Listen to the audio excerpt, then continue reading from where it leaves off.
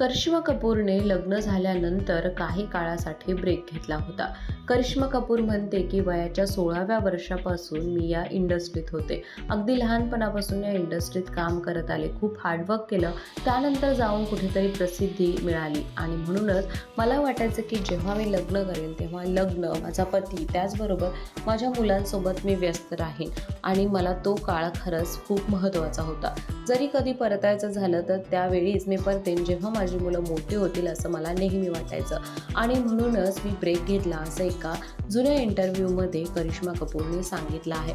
आणि अगदी त्याचप्रमाणे करिश्मा कपूरने काही काळासाठी ब्रेक घेतला होता. तिचं माइंड शांत झाल्यानंतर किंवा तिचा फॅमिली टाईम कंप्लीट झाल्यानंतरच करिश्मा कपूर पुन्हा एकदा आता आपल्याला कॅमेऱ्यासमोर येताना दिसते. वेगवेगळ्या शोजमधून त्याचबरोबर वेगवेगळ्या चित्रपटातून आता करिश्मा आगमन करत आहे. तुम्हाला करिश्माचा हा डिसिजन कसा वाटला नक्की कळवा.